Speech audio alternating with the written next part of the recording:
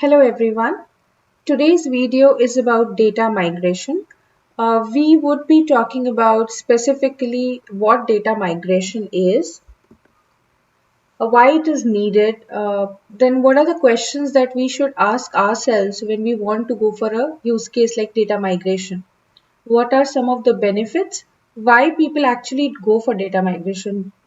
Those are the benefits that we would talk about.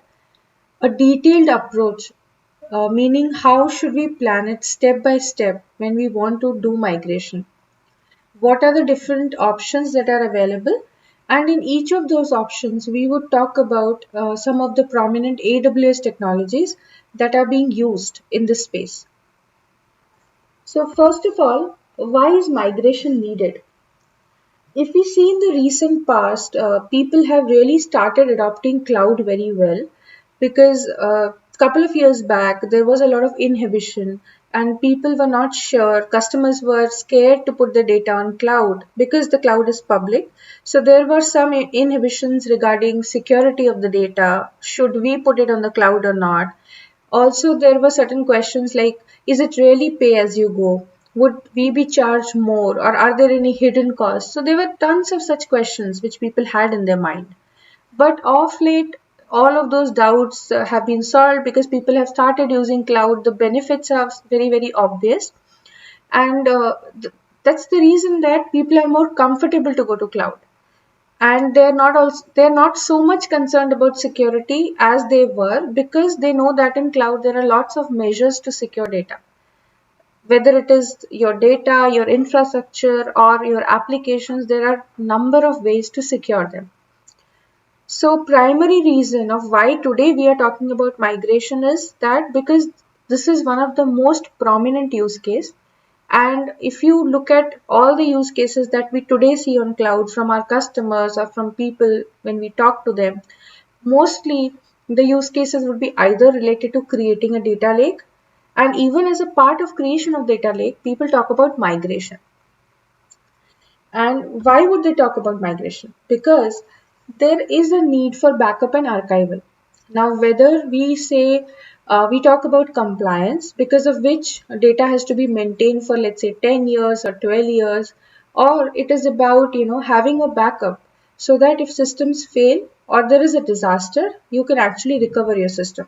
So, in either of the two cases, you would need large amount of data that needs to get stored and saved for retrieval later on. There can also be situations where you may not be actively using the data, but you do want to keep that data archived somewhere.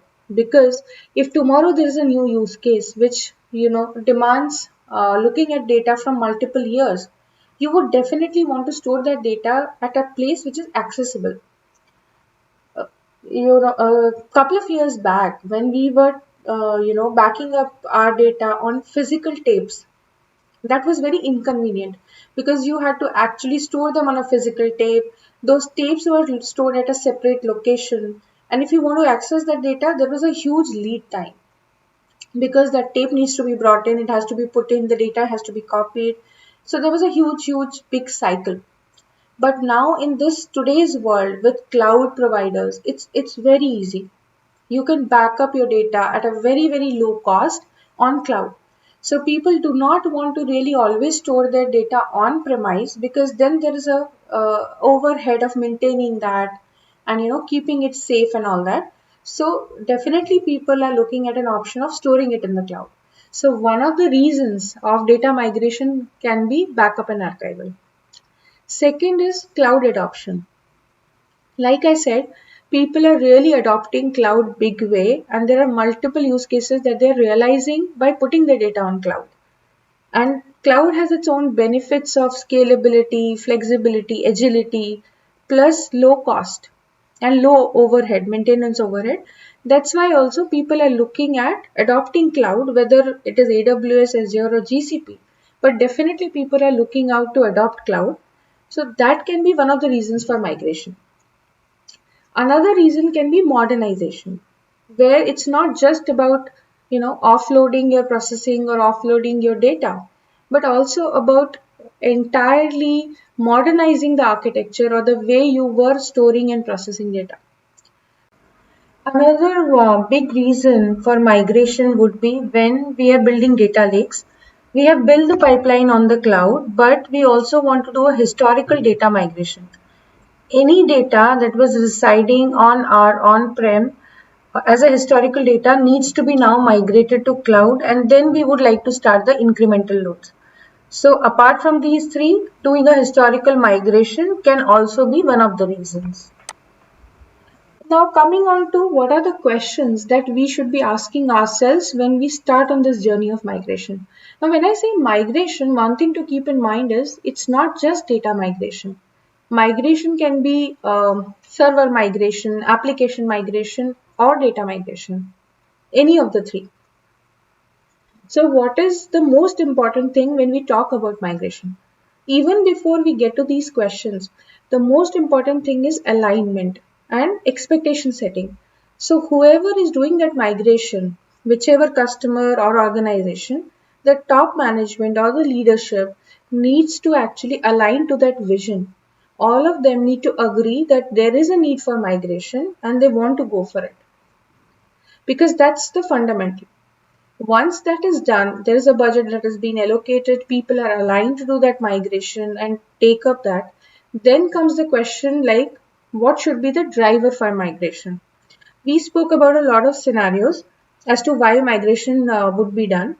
So that organization or customer needs to identify what is their drive or driver for migration. That is important because accordingly the whole planning and architecture would be done to align to that goal.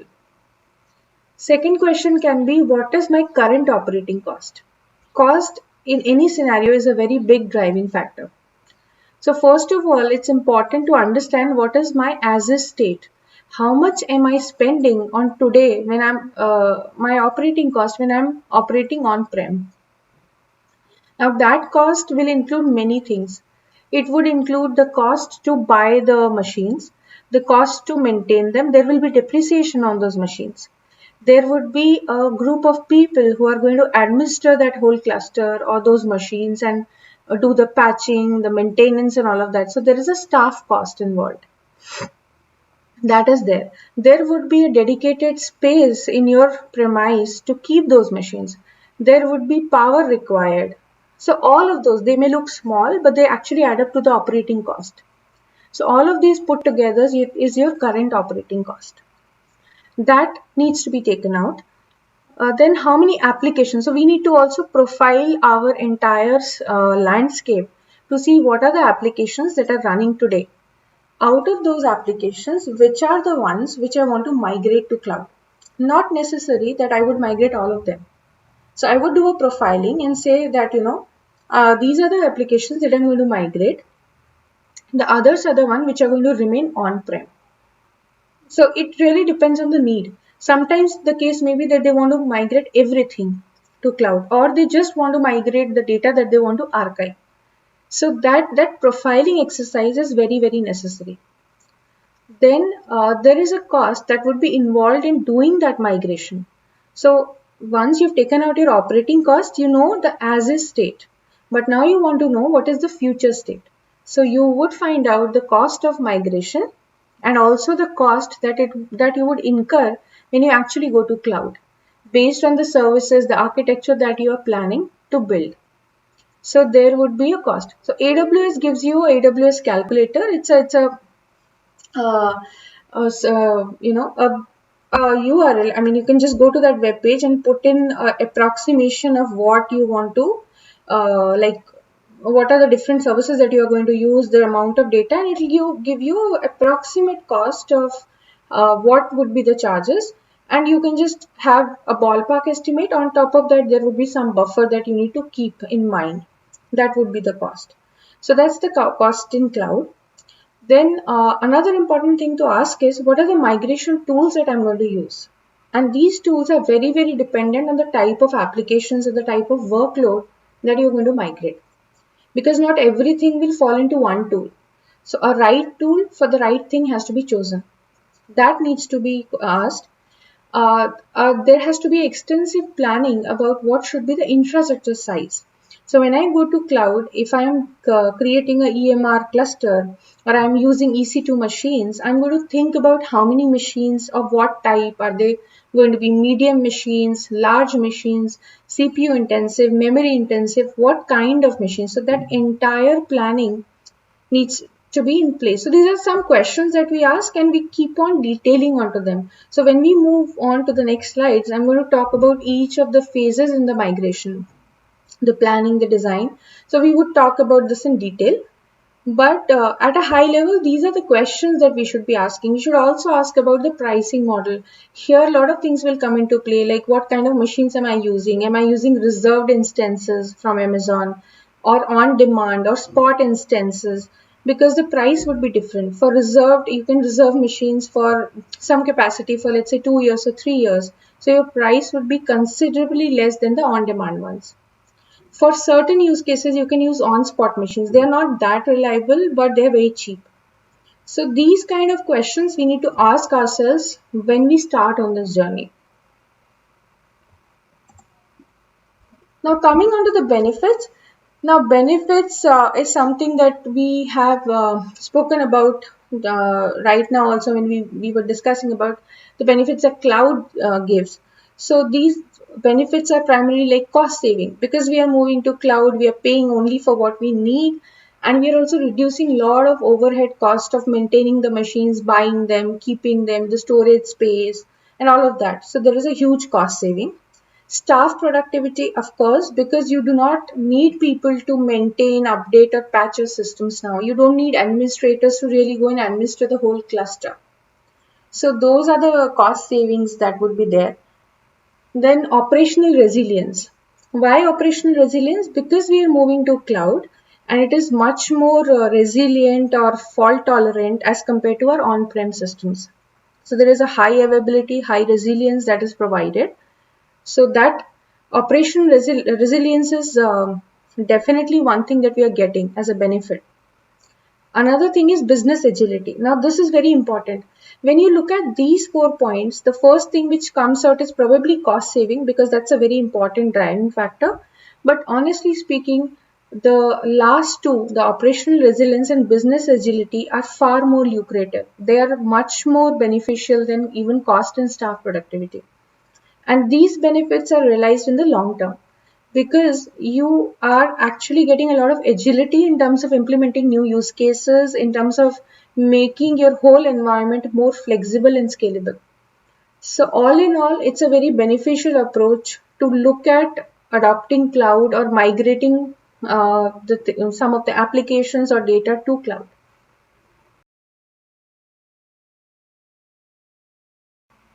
Okay, now let's move on to the approach part of it. How should the migration be done? So there has to be a methodical approach for the entire migration process. Broadly, let's categorize it into 5 steps. The first step is evaluate. Uh, we spoke about a lot of questions that we should be asking before we go into this migration process.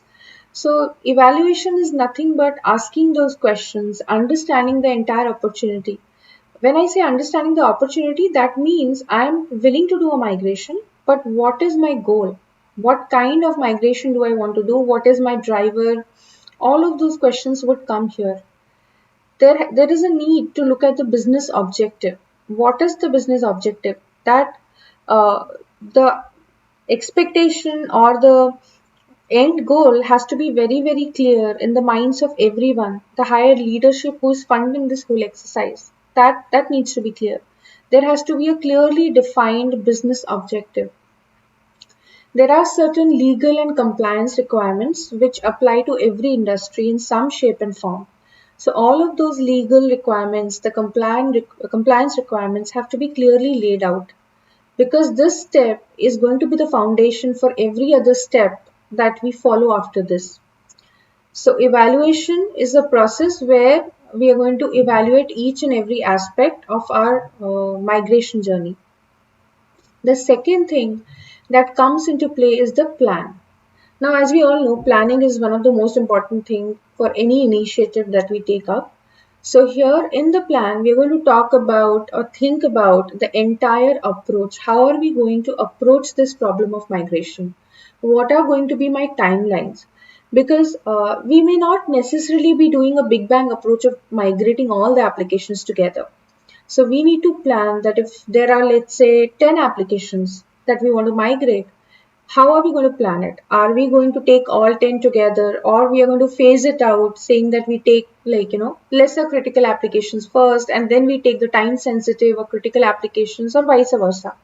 So that kind of a plan needs to be laid out along with the timelines, the cost, and the whole approach. That's the planning phase. Third comes the design phase. Design phase is the crux of this process, because the most of the detailing or looking at the finer things comes in this phase, where we are thinking about the entire architecture. So we are doing the design and architecture in this phase. This will take the bulk of the time. The evaluation process will take a lot of time, because in that process we are actually doing that profiling exercise that I spoke about profiling what we need to take and the requirements, etc.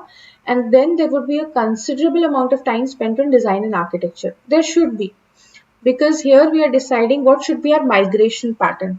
So in the next slide, I'll talk about the migration patterns. But to understand migration pattern is what kind of migration are we doing.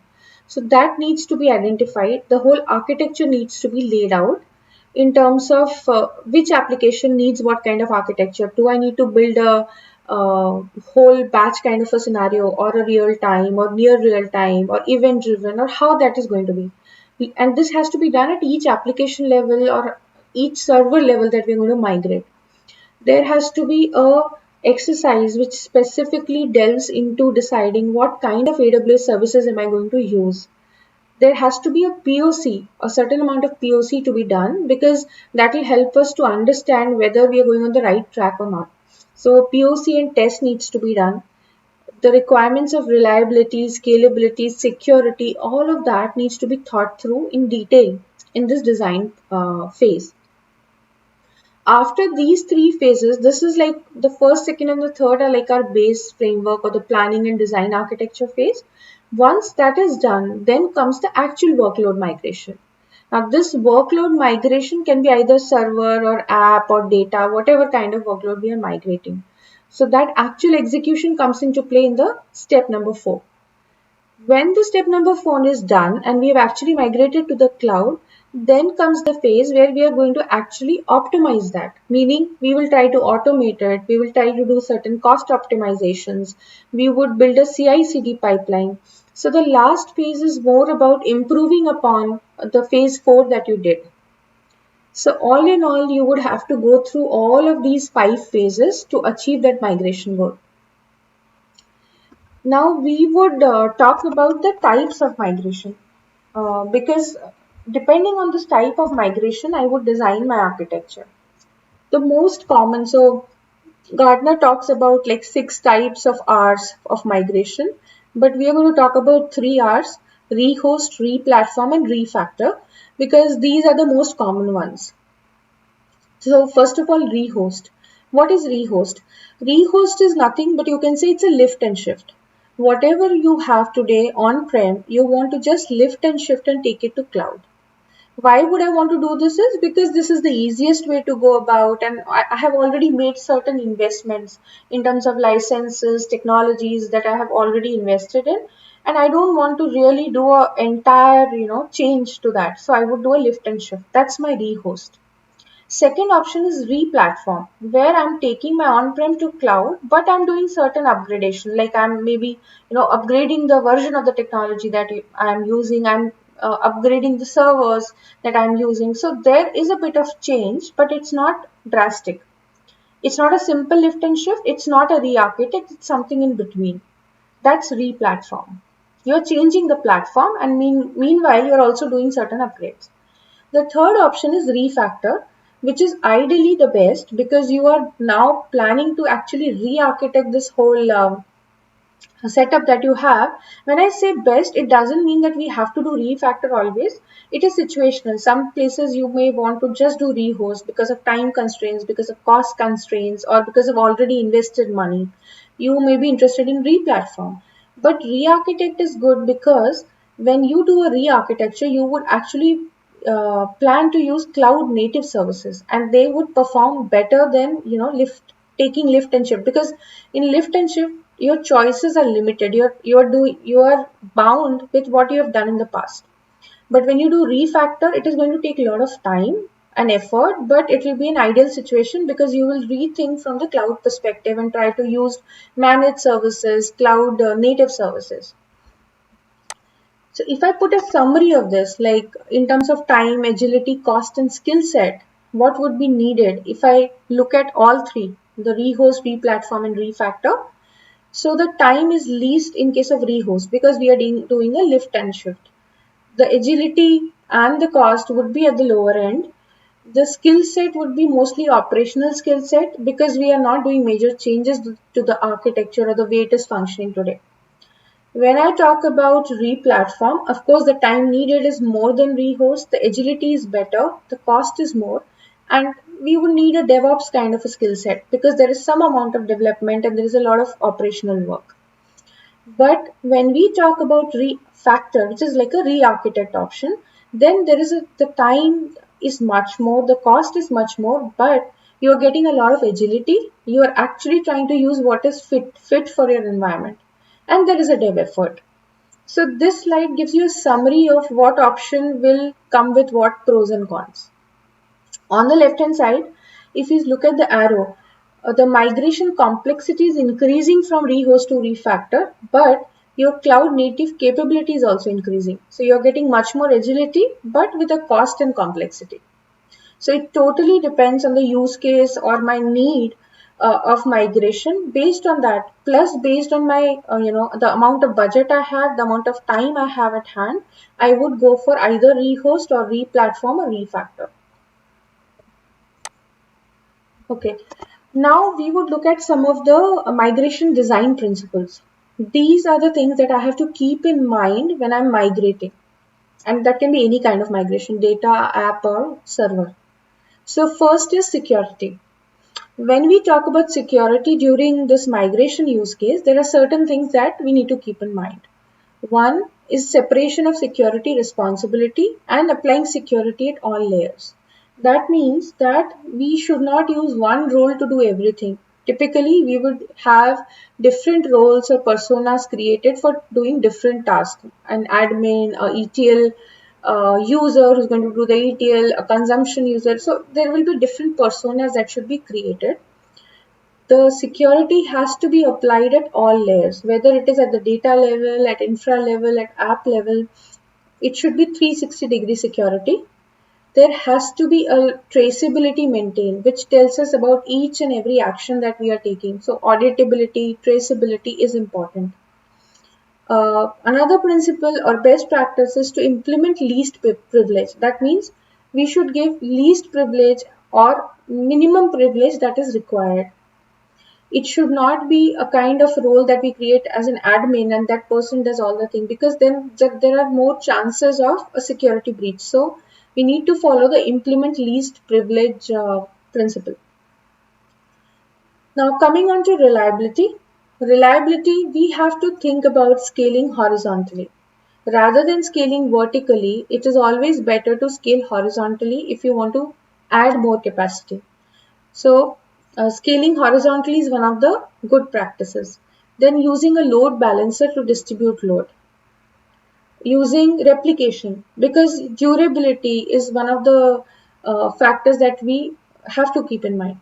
So a replication has to be done at data level, at services level. We have to think about like some things like cross-region replication, having your data spread across or version so that it is reliable. There, then keeping in mind that there can be failure scenarios, we have to plan for recovery scenarios. Now, and each of those recovery scenarios need to be tested out so that when there is actually a problem or a failure that happens, our recovery process can kick in. Also, another thing that we need to keep in mind is automation, because we don't want to do the things repeatably again and again. So wherever there is repeatability or there is a chance that something is going to, if something changes, there are 10 other things that need to take place. It is a best practice to automate this whole part so that it is much more flexible to adapt to change. Okay.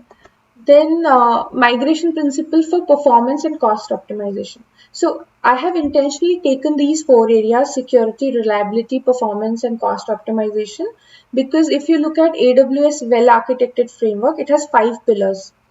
And there's extensive documentation on AWS well architected framework, and they have recommended 5 pillars and the best practices that should be under those pillars. So I've taken 4 of them for this migration use case and tried to put in the best practices.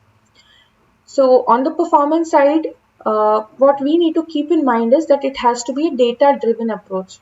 What that means is there is a need to do load testing and benchmarking of how much time it is taking, how much load can it take, how many concurrent access can be done to our systems when we are migrating them. So that kind of an approach needs to be followed. Now, leveraging cloud native technologies, like I said, if you're doing a refactor, of course, we'll keep that in mind. So it is generally a recommended practice to use cloud native technologies, but it really depends. If we are doing a lift and shift, this may not be true for our case. Then monitoring is necessary. Amazon provides us with CloudTrail, CloudWatch to create metrics and monitor all of our parameters, CPU, memory, IOPS, all of that. Because if we keep track of that, then we can do a proper justice to the cost that we're going to incur. And we can do all the optimizations necessary, plus look at improvements in the entire setup. Then there is always a trade-off between consistency versus performance. So we can think about scenarios where consistency may not be that important. So we can look at, because if we want it to be highly consistent, it's a distributed setup, it will affect performance. Because let's say it's a distributed setup where 3 nodes, there are 3 replicas, and we want the whole system to be consistent, then there is a lag. So we can take a decision of consistency versus performance in certain cases. Similarly, coming to cost optimization, we should track our expenditure very closely in terms of how much are we spending on which servers. Is there a way to optimize that? For example, if I am doing certain processing only for a certain time, I may not use indefinite or a permanent cluster, EMR cluster, right? Similarly, I can look at my machines, the kinds of machines I'm using. If I know that I don't want to do something very reliable, or I just want the machine for some time, I can look at spot instances, which are very cheap but may not be that reliable. Or I can look at reserved instances. So it's a way of looking at each and every resource that we have and then think about what can be optimized, what can be cost effective. And of course, there is a demand based approach. So we scale as per demand. We provision auto scaling and all those features so that when there is a demand, it scales up, and when there is no demand, it scales down. So those kind of things need to be kept in mind when we are designing this whole system. Okay, now types of workload migration. Like I said, migration is just not about data migration. It can be server, it can be app, it can be database migration, or actually data migration.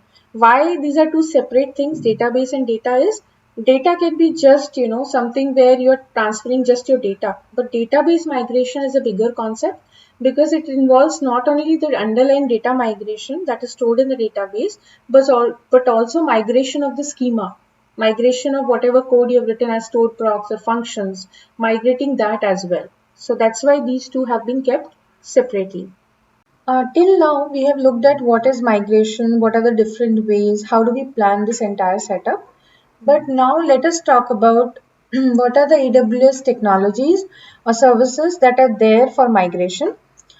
Typically, I would cover 3 areas. One is hybrid cloud setup, second is online data transfer, and the third is offline data transfer. So let us first begin with hybrid cloud setup. Why do we need hybrid cloud setup? The reason being, if we have a lot of applications which are running today on-prem and we do not want to shift all the applications or data or everything to cloud, and we want to utilize a setup where we have a combination of both. So then this hybrid cloud setup comes into picture where you have on-prem as well as cloud and you're operating on both. When we have this kind of a setup, there is definitely a need to have a very high bandwidth and a dedicated connection between the two, because we don't want our processes to lag or have latency in them. So there are two ways we can do that, that AWS provides. There are other ways too, but these are the most prominently used ones. First is Direct Connect. Now, what is Direct Connect?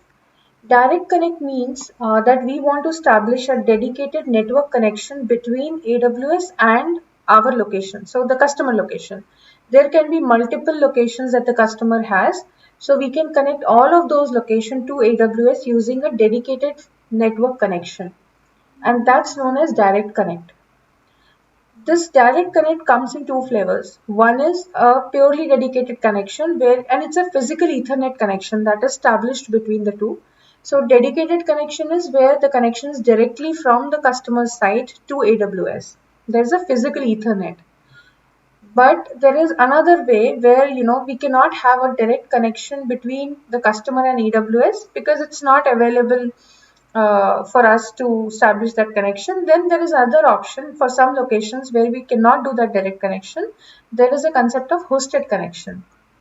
So AWS has multiple AWS Direct Connect partners. Those partners are connected to AWS and we can have a dedicated connection to those partners. So that's known as a hosted connection. So we are using a partner to host our connection to AWS. Now, how that would work is typically we have to go to the AWS console for Direct Connect and request for a Direct Connect. Now, for doing that connection request, we also have to download a letter of authorization that needs to be signed and given to the partner. So it's basically a consent that we are giving to the partner to establish that connection on behalf of us. And then once that is done, that formality is done, then there is a virtual interface that gets established to build that connection between the customer location and AWS. This is how it would look like. So this is like the customer location, customer network, where there will be a customer router or firewall. Now this customer router is there. Then if we are using a partner, there will be a customer partner router. Through that, we are actually connecting to the AWS Direct Connect endpoint. And then we get connected to the AWS services.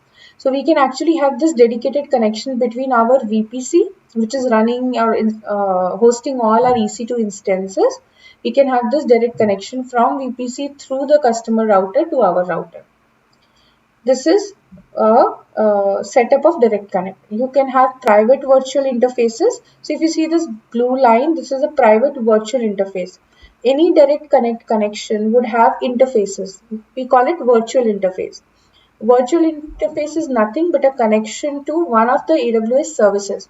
Now this interface, virtual interface, is a private one because this connection is to a VPC, which is a virtual private cloud, a virtual private connect within your Amazon account. Then there is another type of virtual interface which is known as public virtual interface. This is used for the other services like S3, Glacier. This is a public type of interface.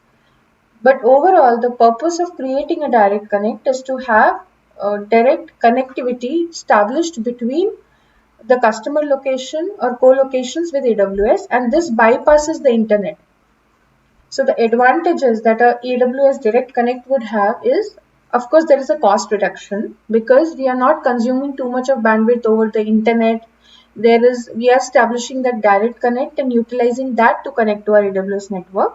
So we get cost reduction, we get a consistent network performance. There is no variability in the bandwidth as we are bypassing the internet completely. It works with all the services of Amazon, including simple storage service, elastic compute, VPC, etc.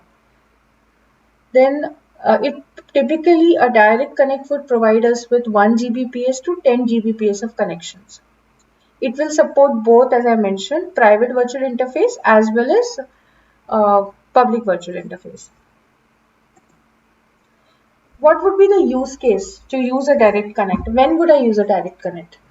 So I would use Direct Connect in three cases. One, when there is a large data set, there is a business critical data set that we want to transfer directly from the data center or co-location into AWS. And I do not want to send it through internet because I don't find it secure, or there is up and down of the bandwidth, the performance is not static. In those cases, I would bypass and use a Direct Connect. In case of hybrid environments where the setup is of hybrid kind, a direct connect is better because it will give you all those advantages of performance and no lag and all of that.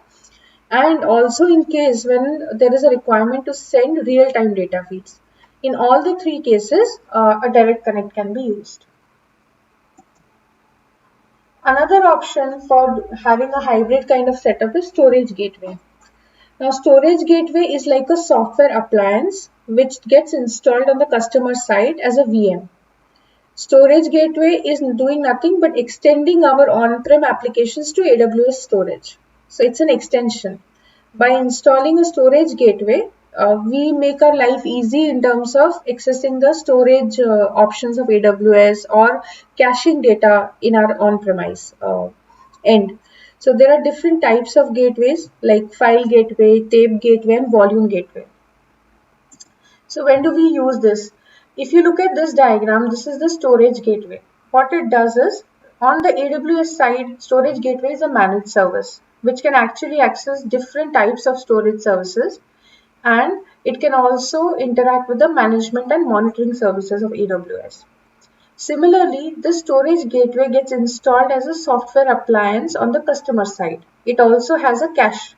So data can be cached on the storage gateway and it can be transferred via secure protocol to cloud. All of our servers, application servers, user workstations, backup servers can actually send data to the storage gateway using the standard protocols. And the storage gateway in turn can cache it and also send data back to AWS. So this is the way the storage gateway operates. Now, what is the advantage of using a storage gateway? It gives us low latency cache.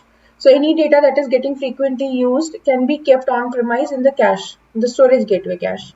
The gateway can be deployed on premise. It can be managed and monitored from the cloud. So it is getting installed on the customer premises as a software appliance, but it is getting managed through the cloud. So there is no management or monitoring overhead. It optimizes the data transfers because data transfers are secured and they're optimized, all the data transfers to the cloud. This gateway also does one more thing. It compresses the data before syncing in to the cloud. So it is secured, it is compressed and then sent to cloud. The storage gateway will only fetch the data that is requested and it is not in the cache. So if the data has been synced to cloud and that data is requested, then only it will get the data from cloud, or else it will keep supporting whatever is there in the cache because that's the frequently used data. It can also be used as a replacement of tape libraries because like we have three different options: file, gateway, storage gateway. In terms of storage gateway, there are three options: file, tape, and volume. So instead of the tape libraries that we have been using, we can use the tape option of storage gateway. Use cases are similar. Low latency access is required and hybrid environments are required, or we need a backup and archival kind of a scenario is there. Now, out of the three gateways that it provides, the file gateway is something, the concept is similar. We will have a file gateway on our on-prem. This is a storage gateway that is installed. It is transferring to cloud using HTTPS. So this remains the same, only the purpose changes. So the file gateway is used for connecting to cloud and storing the data files, and any kind of backup that we want to do to Amazon S3, we can use file gateway, and that actually offers SMB or NFS type of access to data. And similarly, there is a local cache available, just like I spoke about in the storage gateway. There is a cache and it keeps syncing to the cloud. Now, advantages are that it extends our storage to cloud as well. So there is no limit. We can keep on storing as much data as we want. Our local systems will send it to file gateway, which in turn will sync with the cloud. So it will reduce the need to have big storage infrastructure on our on-prem, and we can just utilize cloud and keep scaling. And we can set our rules to move the data from S3 to Glacier to Deep Archive. So that will keep on reducing our cost. So this is how the file gateway works. It is very similar to what we spoke about, the whole concept of storage gateway. And what another advantage that file gateway gives is, if we have different locations on-prem locations and we want to sync up data or exchange data between those on-prem locations. So what can happen is, in this diagram, if you see, there are two on-prem locations. One is this and the other is here. Both of them have file gateway installed and they are pushing data to cloud. So entire data is residing in the cloud, and any location which needs the data can pull it from cloud to their cache and then to the local system. So data transfer between two locations can also happen using the storage gateway, and these locations can actually have a direct connect with the cloud. So then it becomes very fast in terms of fast and secure in terms of the data transfer. So we can have a combination of direct connect and storage gateway. The other option is volume gateway. Volume gateway also works on the same principle. The only difference is that volume gateway actually does a cloud-backed block storage. Instead of file, we are doing a block storage. So we are storing, the volume gateway does in a similar way. It caches and then it syncs to Amazon S3. The benefits are that you will get low latency, flexibility in terms of storing data, scaling it up, and then extending your on-prem data to cloud. The third is the tape gateway. So the concept is similar, but this tape gateway acts as a replacement of physical tapes. So the backups or archivals that were done on physical tapes can now be done to cloud directly, and it will help in the disaster recovery process. So these are the different options that we are available for hybrid kind of a setup, either direct connect or storage gateway. Any of the three types, depending on our use case, we can use it. The other type of data transfer is online data transfer. There are three different options to do this: data sync, transfer family, and S3 transfer acceleration. So what does data sync do? Now, data sync is a service which can actually move data between on-prem and cloud. There are three different services that are supported for storage of this data: Amazon S3, Amazon EFS, and Amazon FSx for Windows file server. So what data sync can do is it can do a to and fro transfer of data, and that transfer is actually secure and optimized.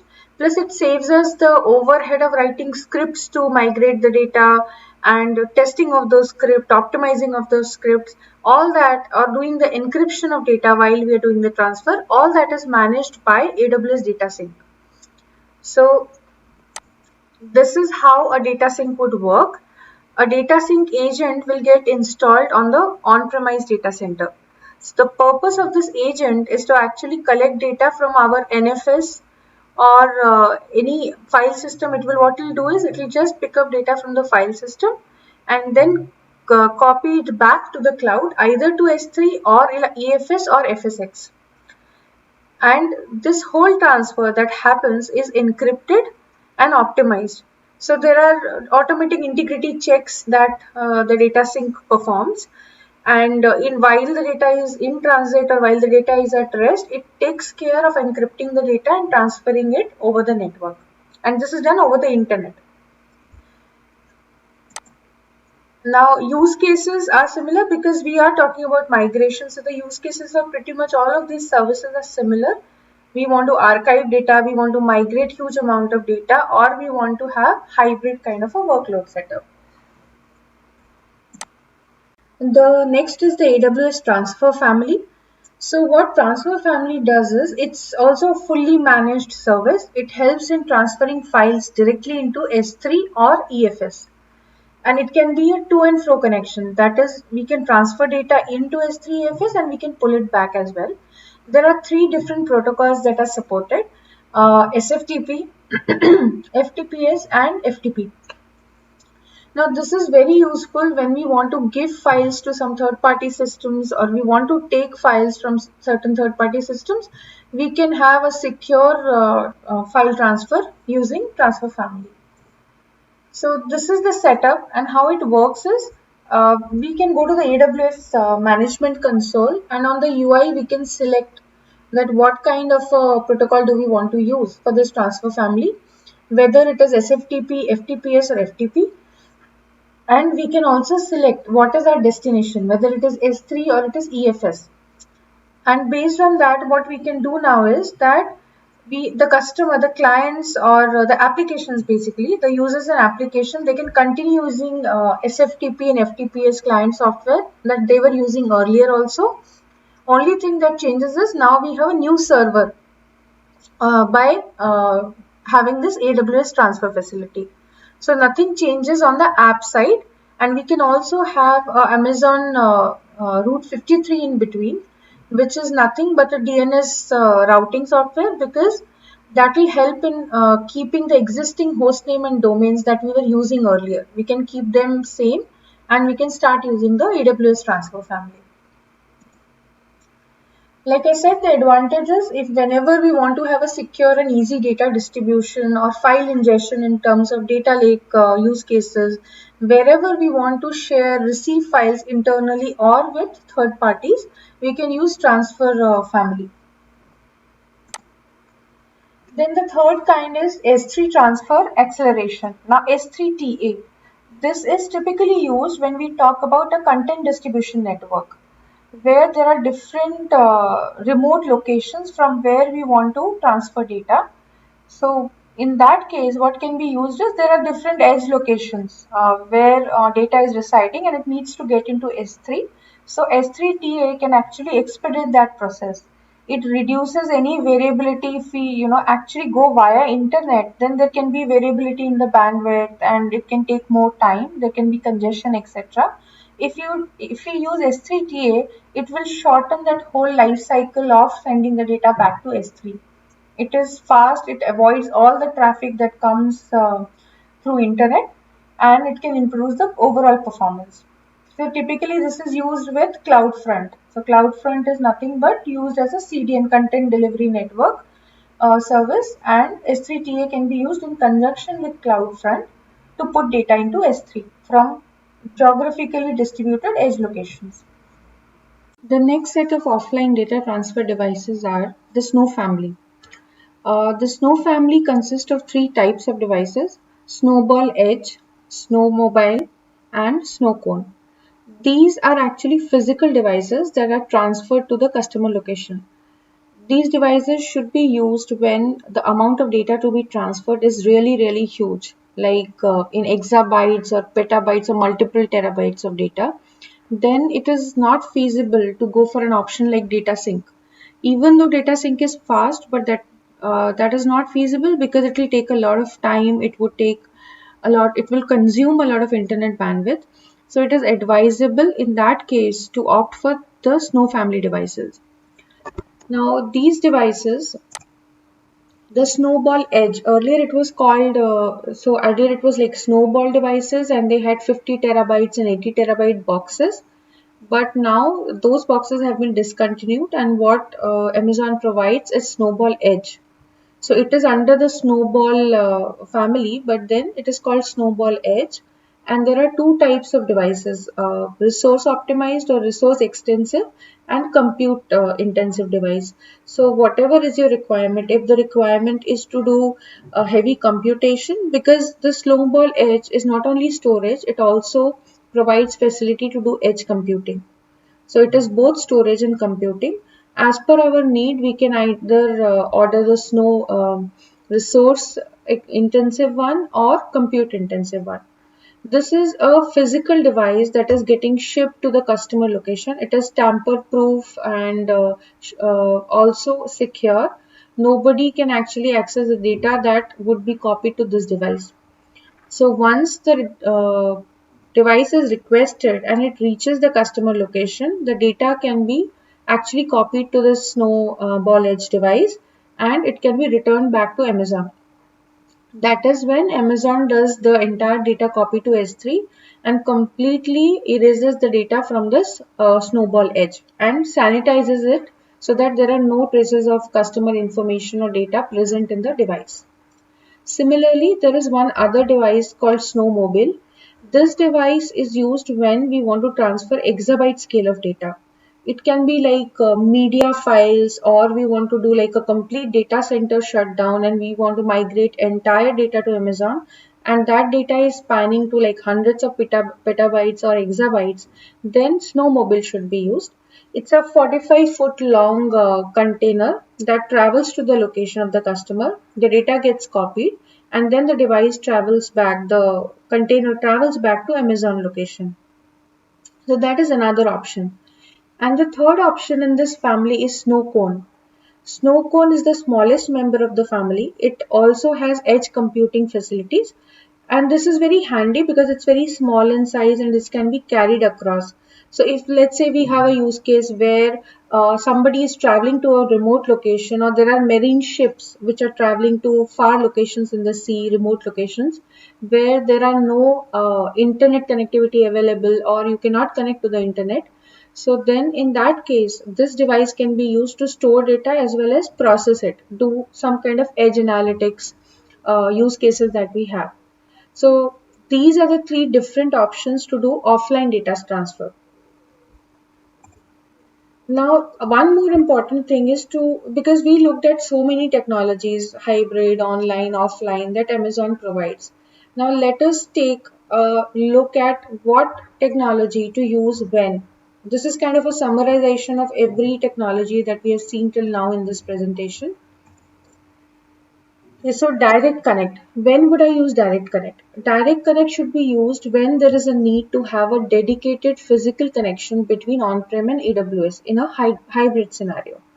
Wherever we want that, we do not want to utilize internet to transfer our data because we want a stable network performance and a dedicated physical Ethernet connection which is secure, and a direct connection between our data center or co-locations and AWS. In that case, direct connect should be used. If there is a requirement to have hybrid type of a setup, but we want to extend our storage capacity, the on-prem capacity, to cloud. That means we want our storage to scale as per need. We want to do backup, archival. We want to store the data in cloud to scale. And we don't want any restrictions in terms of how much data we are storing. Then we can opt for a storage gateway. Then if there is a need to do high-speed data transfer between on-prem and cloud, in that case, I would use data sync. This is like an ongoing to and fro transfer which is needed. Then I'll go for data sync. If there is a need for doing file exchanges, whether it is internal file exchanges or with third parties, and that connection has to be secured and reliable, then in that case, data transfer service should be used. Similarly, if there is a requirement of doing a speedy content upload or download from remote locations, typically content delivery network kind of a use case where you have number of locations at different remote, geographically remote places, and that data needs to be transferred to and fro to S3. In that case, S3 transfer accelerator should be used. So all of these services have a very specific when there is a specific need, according to the need, these services should be used. Then we will get the optimal performance. Apart from that, for any kind of exabytes or petabytes of data transfer, we can use the offline devices, either Snowball, which is Snowball Edge, or Snowmobile or Snowcore. So this is the summary of all the technologies that we looked at today. And we also spoke about the whole process of migration, how it happens, what are the use cases, pros and cons, what are the best practices, design principles. So I hope this session was helpful for all of you.